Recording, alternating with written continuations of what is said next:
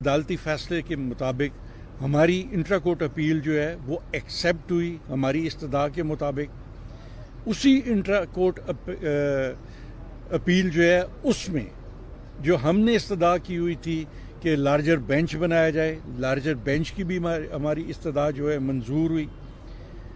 اور پھر سب سے اہم بات جو یہ ہے کہ اس سے پہلے جو ہائی کورٹ کے 2 یا 3 فیصلے ہوئے ہیں ان فیصلوں میں پریزیڈنٹ صاحب کا کنڈکٹ اور چیف منسٹر کا گورنر صاحب کا کنڈکٹ اس کو کویسچنیبل بنایا گیا تھا، اور اس پر بہت ریمارکس بھی دیے گئے تھے، اور انہیں میں سمجھتا ہوں کہ ایسی کچھ آبزرویشنز تھی جو صدر کے عہدے کے ساتھ اور گورنر کے عہدے کے ساتھ نہیں جاتی. آج عدالت نے ان آبزرویشنز کو بھی سسپینڈ کیا. تو میں سمجھتا ہوں کہ یہ ایک بہت عام فہم بات ہے کہ جو شخص آج غیر قانونی طور پر اور غیر آئینی طور پر حلف اٹھاتا ہے، اس کے حلف اٹھانے کے ساتھ ہی اس کے جو چیف منسٹر بننے کے خلاف جو اپیل تھی وہ ایکسیپٹ بھی ہوتی ہے، اور ہمیں جو ریلیف ہم چاہ رہے تھے وہ بھی ملتا ہے، اور لارجر بینچ جو ہے کانسٹیٹیوٹ ہو جاتا ہے. تو میں سمجھتا ہوں کہ آج انہیں یہ ضرور سوچنا چاہیے کہ جو عمل انہوں نے کیا عدالت کی نظر میں وہ متنازع ضرور ہے، اسی لیے ہماری پلینٹ جو ہے اس کو ایکسیپٹ کیا گیا اور لارجر بینچ بنایا گیا. اس کے علاوہ میں یہ عرض کرنا چاہتا تھا کہ ایک سمپل سی بات ہے، آپ میڈیا اس بات کا شاہد ہے کہ پچھلے 3.5 سال سے ہم ووٹ کو عزت دو کے حوالے سے نون لیگ کا جو ایک بیانیہ ہے اس کو سنتے چلے آ رہے ہیں. لیکن آج کیا یہ حقیقت نہیں ہے کہ حمزہ شہباز ہماری پاکستان تحریک انصاف کی ووٹیں لے کر 26 لوگوں کو لوٹا بنا کر وزیر اعلیٰ منتخب ہوتا ہے؟ تو آج ہمارا یہ سوال بنتا ہے کہ یہ ووٹ کی عزت یہی ہوتی ہے کہ ہماری ووٹیں لے کر آپ مینڈیٹ حاصل کرتے ہیں چیف منسٹر کا؟ میں سمجھتا ہوں کہ اس کے زیادہ قابل شرم بات ان کے لیے کوئی نہیں ہو سکتی. ہمارا مینڈیٹ جو ہے اس کو استعمال کر کے وہ اقتدار میں آتے ہیں اور پھر اس وقت ووٹ کی عزت کی بات نہیں کرتے. تو میں سمجھتا ہوں کہ نون لیگ کا جو ووٹ کو عزت دینے والا بیانیہ تھا وہ رد ہو چکا ہے. دوسری بات جو میں آپ کے سامنے انتہائی اہم عرض کرنا چاہتا تھا کہ آج بھی ہماری پارٹی کا یہ موقف ہے کہ حمزہ شہباز صاحب کو ایوان میں اکثریت حاصل نہیں ہے. آپ گواہ ہیں اس بات کے کہ جو ہمارے اراکین منحرف ہوئے ہم ان کے خلاف ریفرنس ہم نے موو کیا، اسپیکر صاحب کے پاس وہ ریفرنس آیا، اسپیکر صاحب کے بعد وہ ریفرنس جو ہے الیکشن کمیشن کو موصول ہو چکا ہے، اور الیکشن کمیشن نے ان منحرف اراکین کو 6 تاریخ کے لیے نوٹس بھی دیا ہوا ہے. تو اگر 26 ووٹ آج ہمارے ان سے مائنس کر دیں تو پاکستان تحریک انصاف پنجاب اسمبلی کے ایوان میں سب سے بڑی پارلیمنٹری پارٹی ہے، اور ان کے پاس کوئی جواز نہیں ہے کہ لوٹوں کی مدد سے وہ وزارت اعلیٰ جو ہے وہ اس کو لے کر آگے چلے. میں آپ کو یقین دلاتا ہوں کہ جو آئینی اور قانونی جنگ ہے انشاءاللہ تعالی ہم نے لڑنی ہے، اور ہم نے ان لوگوں کو ایکسپوز کرنا ہے. ایکسپوز اس لحاظ سے کرنا ہے کہ جو ایک بیانیہ لے کر چلے تھے آج اس بیانیوں کے انہوں نے خود ختم کیا، اور انشاءاللہ تعالی 6 تاریخ کو جب وہ لوٹے وہاں سے ڈسکوالیفائی ہوں گے تو آپ دیکھیں گے کہ چند منٹوں کے اندر اندر حمزہ شہباز جو ہے وہ اپنی اکثریت کھو چکے ہوں گے. میں یہاں عددی لحاظ سے بھی آپ کو عرض کر دینا چاہتا ہوں کہ حمزہ شہباز صاحب کو 197 ووٹ ملے تھے جب وہ الیکشن لڑے، اس میں سے 26 ہمارے نکال دیں تو 171 ووٹ ان کے پاس رہتا ہے، اور اس کے مقابلے میں 172 اسی ایوان میں ہمارے پاس ووٹ موجود ہے. فیصلہ آئے بغیر، لوٹوں کے ووٹ کاسٹ کیے بغیر بھی پاکستان تحریک انصاف جو ہے سب سے بڑی پارلیمنٹری پارٹی ہے.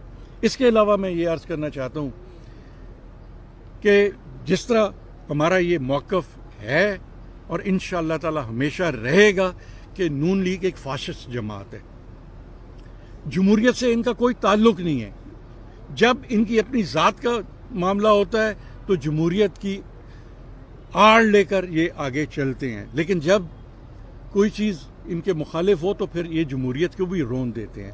آج جو گورنر ہاؤس میں ہوا، آپ نے دیکھا کہ گورنر پنجاب جو اس وقت آئینی لحاظ سے صوبے میں مرکز کے بھی نمائندہ ہیں اور کانسٹیٹیوشن کے حوالے سے سب سے بڑا آئینی عہدہ جو ہے اس صوبے کا وہ ان کے پاس ہے، ان کی اجازت کے بغیر گورنر ہاؤس کے پریمیسز کو استعمال کیا گیا، قبضہ کیا گیا اور اس کو مس یوز کیا گیا، اور میں سمجھتا ہوں کہ ہم اس کی پرزور طور پر مذمت کرتے ہیں۔ اس کے بعد دوسرا جو اللیگل کام ہوا ہے، دیکھیں اگر بطور وزیر قانون اگر میرے آفس سے کوئی نوٹیفیکیشن نکلتا ہے تو میری منظوری کے بغیر نہیں نکل سکتا۔ اگر میرا سیکرٹری مجھ سے پوچھے بغیر کوئی نوٹس نکالے گا تو اس کی کوئی آئینی اور قانونی حیثیت نہیں ہوگی۔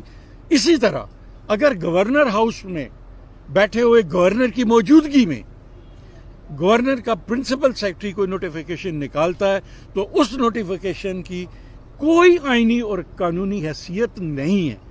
تو میں سمجھتا ہوں کہ یہ لمحہ فکریہ ہے پوری قوم کے لیے کہ کس طرح ایک گورنر جو ایک آئینی عہدہ ہے اور صوبے میں سب سے بڑا آئینی عہدہ ہے، ان کی موجودگی میں ان کا پرنسپل سیکرٹری نوٹیفیکیشن جاری کر رہا ہے کہ جی میں نے بزدار صاحب کو ڈی نوٹیفائی کر دیا۔ آپ کون ہوتے ہو ڈی نوٹیفائی کرنے والے؟ اگر گورنر نوٹیفائی کرتا ہے تو آئین اور قانون کے مطابق پھر گورنر ہی ڈی نوٹیفائی بھی کر سکتا ہے، کسی سیکرٹری کو یہ اختیار حاصل نہیں ہے۔ میں یہاں یہ بھی عرض کرنا چاہتا ہوں کہ یہ ساری چیزیں ہم دیکھ رہے ہیں اور انشاءاللہ تعالیٰ آپ دیکھیں گے کہ آگے چل کر یہ بیوروکریسی جو ہے یہ 2 قدم نون سے بھی آگے بڑھ کر جو چل رہی ہے، ان سب کے خلاف آئین اور قانون کے تحت کارروائی ہوگی۔ اگر گورنر صاحب کا سیکرٹری ان کی منشا کے بغیر، ان کی اپروول کے بغیر کوئی نوٹیفیکیشن کرتا ہے تو اس کو جواب دہ ہونا پڑے گا، گورنر صاحب کے آگے بھی جواب دہ ہونا پڑے گا، کورٹ میں بھی جواب دہ ہونا پڑے گا اور اسٹیبلشمنٹ ڈویژن کے سامنے بھی جواب دہ ہونا پڑے گا کہ آپ نے رولز آف بزنس کو کس طرح بائی پاس کیا ہے۔ اسی طرح جو بھی ہمارا افسر صوبے میں ایک قانونی اور آئینی جو ایک پروسیجر ہے اس کو اگر بائی پاس کرے گا تو اس کے ساتھ کسی قسم کی کوئی رعایت نہیں کی جائے گی۔ اب اگر آپ کوئی سوال کرنا چاہتے ہیں۔ ایک تو اب آپ کی پوزیشن ڈی نوٹیفائی ہونے کے بعد کلیئر ہو گئی ہے، کیا پنجاب کی بیوروکریسی کو چیف سیکرٹری استعمال ہوا ہے؟ کیا پنجاب کی بیوروکریسی کو اسلام آباد سے یوز کیا گیا؟ میں پہلے اس کا جواب دوں کیونکہ اس لیے میں ابھی اس سے بات بھی کر رہا تھا اور ریلیونٹ بھی ہے۔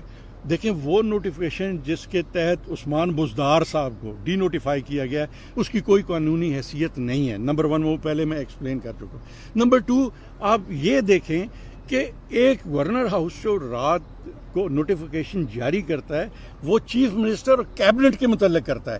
کیبنٹ کو تو انہوں نے ڈی نوٹیفائی نہیں کیا اور چیف منسٹر کو ڈی نوٹیفائی کر دیا۔ کیا اس کی کوئی آئینی یا قانونی حیثیت ہو سکتی ہے کہ ایک ہی نوٹیفیکیشن کے 2 حصے ہیں، ایک ہی نوٹیفیکیشن میں دونوں چیزیں مینشنڈ ہے کہ چیف منسٹر بھی مینشنڈ ہے اور کیبنٹ بھی مینشنڈ ہے؟ تو اس کا مطلب یہ ہے کہ اس وقت اگر انہوں نے، میں فرض کر لیں عثمان بزدار صاحب کو ڈی نوٹیفائی کیا تو کیبنٹ تو ایگزسٹ کرتی ہے۔ جب تک نئی کیبنٹ نہیں آتی ہم ایگزسٹ کرتے ہیں، ہمیں کسی نے ڈی نوٹیفائی نہیں کیا اور ہمیں گورنر صاحب کے علاوہ کوئی ڈی نوٹیفائی کر بھی نہیں سکتا۔ اس وقت جو بحران کھڑا ہو گیا یہاں پر، قومی اسمبلی کے اسپیکر کو آ کے حلف لینا پڑا ہے وزیر اعلیٰ کا۔ اب کابینہ بھی بننی ہے، کابینہ نے بھی حلف لینا ہے۔ گورنر صاحب نے تو سٹانس بڑا کلیئر لے لیا کہ میں حلف نہیں لیتا۔ اب کابینہ کا حلف کون سا لے سکتا ہے؟ کوئی نہیں لے گا ما سوائے گورنر صاحب کے، کیونکہ یہ پریروگیٹو جو ہے گورنر صاحب کا ہے، انہوں نے ہی حلف لینا ہے۔ دوسرا خود آپ نے فرمایا کہ قومی اسمبلی کے اسپیکر صاحب کو آنا پڑا ہے، تو وہ میں نے پہلے کہا ہے کہ وہ ایک غیر آئینی اقدام تھا۔ پورا آئین اٹھا کر دیکھ لیں، اگر اسپیکر نیشنل اسمبلی کا کہیں اس میں ذکر ہے کہ وہ حلف لیں گے تو ہم اس بات کو ماننے کے لیے تیار ہیں۔ لیکن یہاں میں ایک سیکنڈ، جہاں میں ایک چیز اور واضح کرنا چاہتا ہوں کہ یہ آج تو اسپیکر نیشنل اسمبلی کے ساتھ بات ہوئی ہے، لیکن 2 دن پہلے جو ان کی ہائی کورٹ میں رٹ تھی اس میں انہوں نے پارٹی بنایا ہوا تھا چیئرمین سینٹ کو، اور ان کی پلی یہ تھی کہ چیئرمین سینٹ جو ہے وہ آ کر ہم سے حلف لے. خدا کے لیے، آپ سارے لوگ روز عدالتوں کو بھی کور کرتے ہیں، اسمبلیوں کو بھی کور کرتے ہیں، کیا پروونشل اسمبلی کی اسکیم آف تھنگز میں کہیں چیئرمین سینٹ ایگزسٹ کرتے ہیں؟ کیا آئین میں کہیں وہ ایگزسٹ کرتے ہیں حلف لینے کے حوالے سے؟ کس قانون کے تحت انہوں نے جا کر عدالت میں کہا جی کہ چیئرمین سینٹ ہم سے حلف لے؟ سو آئین اور قانون کو بائی پاس کرنے کا ہر جو ہے حربہ یہ استعمال کرتے ہیں. اگر چل جائے تو ٹھیک ہے، نہ چلے تو خاموشی اختیار کر.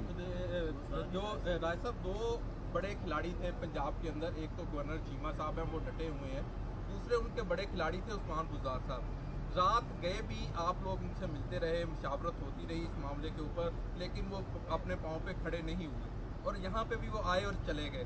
کیا وجہ تھی؟ کس بات کے لیے ان کو منایا جا رہا تھا؟ دیکھیے، نہیں، بالکل میں سمجھتا ہوں کہ کوئی ایسی بات نہیں تھی، لیکن اگر آئین اور قانون کے مطابق دیکھیں تو وہاں پہ ذکر ہے chief minister and his cabinet.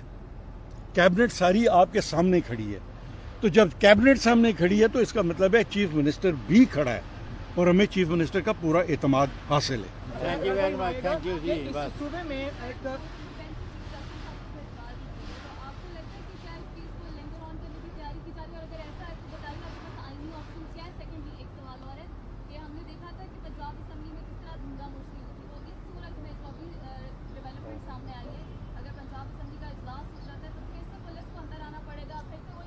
دیکھیں میں سمجھتا ہوں کہ پہلی بات تو یہ ہے کہ اس دن جو کچھ پنجاب اسمبلی میں ہوا اور جس کے نتیجے میں حمزہ شہباز صاحب چیف منسٹر الیکٹ ہوئے، کیا کسی طور پر بھی آپ اس کو ایک فیئر اینڈ فری الیکشن کہہ سکتے ہیں؟ قطعی طور پہ نہیں. تو وہ ہے ہی نہیں، وہ تو ہماری نظر میں ان کا الیکشن ہی نہیں ہے. پھر سے میں سمجھتا ہوں کہ ان حالات سے ہمیں بچنا چاہیے. عدلیہ ہے وہ تو اسے ایک قابلہ اور آئینی طریقے کا الیکشن قرار دے رہی ہے. جن کے پاس آپ نے اپیل لے کر جانی ہے وہ ایک میر کا شعر بھی ہے کہ میر کیا سادہ ہے کہ بیمار ہوئے جس کے سبب اسی عطار کے لوٹے سے. تو یہ کام نہیں ہو جائے گا؟ دیکھیں نہیں، میں عرض کرتا ہوں، میں اسی میں دے دیتا ہوں کہ اس وقت ہماری انٹر کورٹ اپیل چل رہی ہے، اور جیسے کہ آپ نے دیکھا کہ اس میں انٹرم ریلیف بھی ہمیں ملا جو ہمارے لیے حوصلہ افزا ہے. نمبر 1. نمبر 2 یہ کہ جس طرح ابھی محترمہ نے فرمایا کہ اگر وہاں سے کچھ ایسا ہمیں ریلیف نہیں ملتا تو میں سمجھتا ہوں کہ پھر ہمارے پاس آگے آپشنز موجود ہیں، ہم سپریم کورٹ بھی جا سکتے ہیں.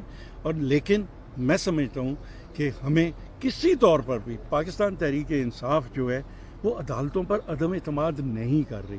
ہم بار بار کہہ رہے ہیں کہ ہم عدالتوں کے فیصلوں کا احترام کریں گے، اور یہ ہمارے اس عزم سے میں بھرپور طریقے سے اس بات کی خواہش رکھتا ہوں، اور ہماری امید ہے کہ عدلیہ بھی ہمارے اعتماد پر پورا اترے گی اور عدلیہ غیر جانبدارانہ فیصلے کرے گی. اگر غیر جانبدارانہ فیصلے ہوں گے تو ہم بھی مانیں گے، عوام بھی مانیں گے. لیکن اگر فیصلوں میں کہیں لچک آئی تو میں سمجھتا ہوں کہ ہم سے پہلے آپ لوگ محسوس کر لیتے ہیں، آپ ہی اس کو نہیں مانیں گے. صاحب یہ بتائیں کہ ملک میں ایک آئینی بحران ہوا، اس بحران کی جو ہے وہ ذمہ داری کس پر عائد ہوگی؟ اور دوسرا، نون لیگ آرٹیکل 6 کی بات کرتی ہے، تو یہ بتائیں کہ ایک تو آئینی غیر آئینی کام کس نے کیا اور آرٹیکل 6 کس پر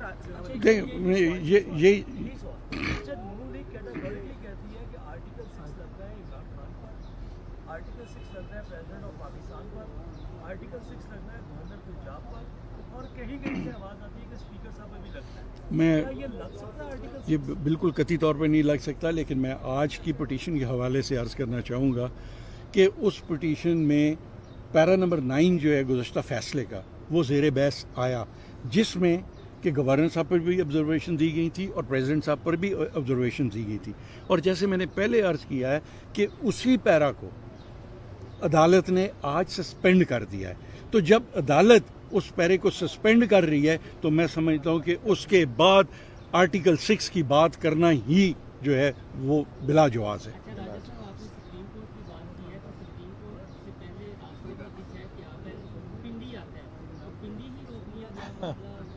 नहीं, मैं समझता हूँ कि हमें मफरूज़ों पर नहीं जाना चाहिए। हम इस वक्त इंतहाई साफ सुथरे तरीके से अपने मौक़िफ़ को लेकर चल रहे हैं। अदलिया पे हमें एतमाद है। ये एक लीगल बैटल है जिसमें हम इंशाअल्लाह ताला कानूनी तौर पर ही आगे जाएंगे और इंशाअल्लाह ताला हमें कामयाबी हासिल होगी।